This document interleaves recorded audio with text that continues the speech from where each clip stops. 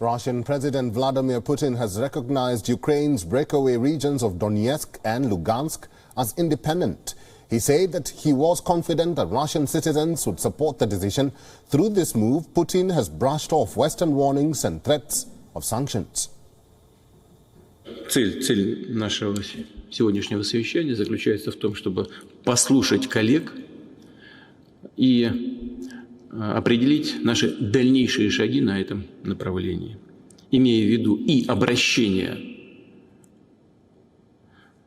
руководителей Донецкой Народной Республики и Луганской Народной Республики к России с просьбой признания их суверенитета и постановления Государственной Думы Российской Федерации на эту же. Более того, нас опять пытаются шантажировать.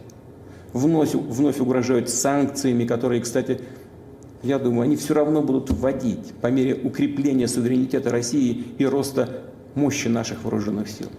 А предлог для очередной санкционной атаки всегда будет найден или попросту сфабрикован. Причем вне зависимости от ситуации на Украине. Putin has accused the authorities in Kyiv of persecuting Russian speakers. He also accused Kyiv of waging genocide in eastern Ukraine and of preparing to get hold of a nuclear arsenal. Just hours after the announcement, Putin ordered the country's military to act as peacekeepers in two regions. The move has opened the door for direct Russian military involvement. Russian troops are advancing to the two rebel regions. The step comes in total defiance of negotiations aimed at restoring peace in the region. The West argues that Moscow plans to use these areas for an attack at any moment. Putin has also ordered his foreign ministry to establish diplomatic relations with the republics. On Monday, Putin demanded that Kyiv halt all its military operations against Moscow-based rebels in eastern Ukraine or face more bloodshed. Ukrainian President Volodymyr Zelensky has now demanded clear support from the West. In a recent televised address, Zelensky resorted to a calm tone as he told the nation that Ukraine was not afraid or anyone or anything. He called Moscow's step a violation of the sovereignty and territorial integrity of Ukraine.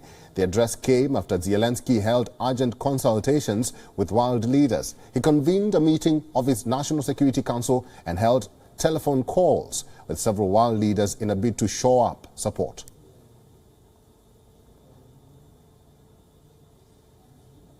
Україна однозначно кваліфікує останні дії Російської Федерації як порушення суверенітету та територіальної цілісності нашої держави.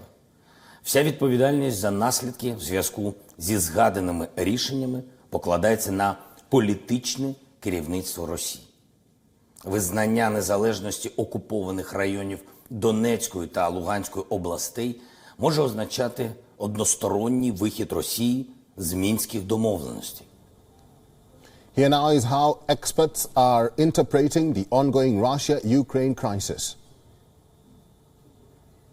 It's not a good step, obviously, because you saw immediate reaction from the European Union and from the Biden administration that this is a violation of international law. You are essentially recognizing the independence of territories that are in a sovereign nation, Ukraine. And, you can't do that without consequences. And so the EU and the Biden administration have announced that they will impose sanctions on people who are involved in this decision.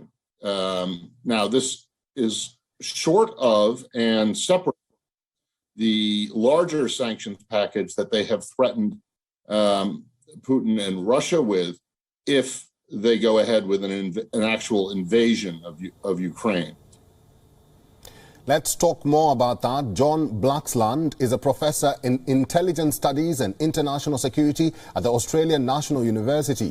John is now joining us live from Canberra for more on the latest situation in Ukraine. John, thank you for your time and welcome to WION. Thank you for having me on your program. John, critics argue that Putin has thrown a curveball to the West with his decree on Donetsk and Lugansk regions. The US has condemned the move as shameful and nonsense. What's your assessment on Kremlin's decision to declare the two regions independent? Look, This is a precedent-setting move. This is operating outside the bounds of the UN conventions. This is stepping outside of the agreements that Russia has signed up to and Ukraine has signed up to in 2014-15. And it is about escalation and about intimidation. Vladimir Putin knows that this is the eastern end of Ukraine. This is beyond the comfort zone of the United States and of NATO countries to respond to militarily or substantively beyond sanctions. And even on the sanctions front, there are limits to the appetite for sanctions in this space, because we know that this is a space that already has a primarily Russian ethnic group, a community that is essentially largely more Russia-aligned than Ukraine-aligned. And this is what Vladimir Putin has been playing on for some time now.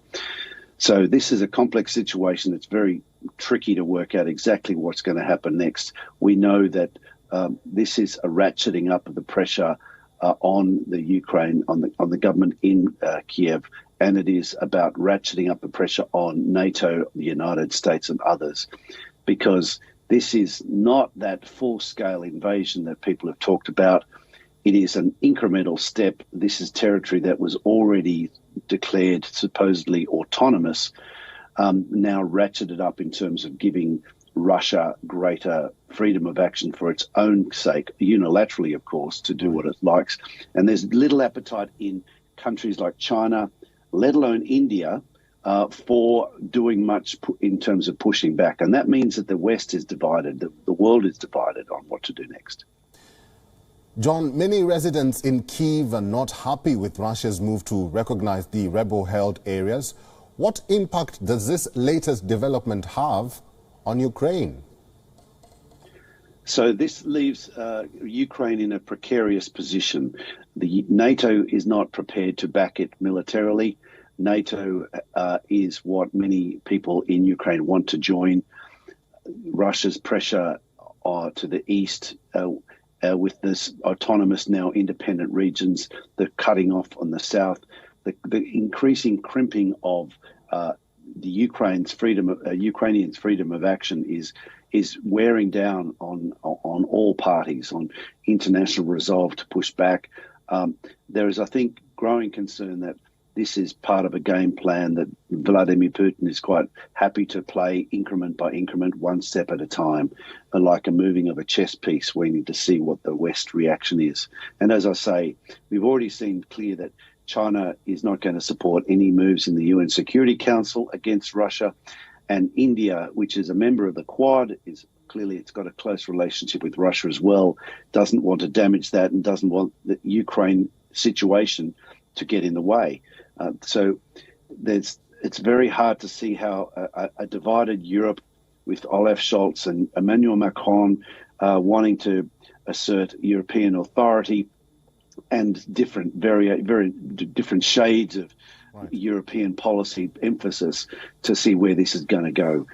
But it's deeply worrying. And unfortunately, we're seeing the international order, the standards that were set back in 1945, that were really in some respects eroded by the attack of Iraq in 2003, now taken one notch further down. This is unfortunately a gravely destabilizing move that has implications well beyond that Ukraine. This is, I think, the important point.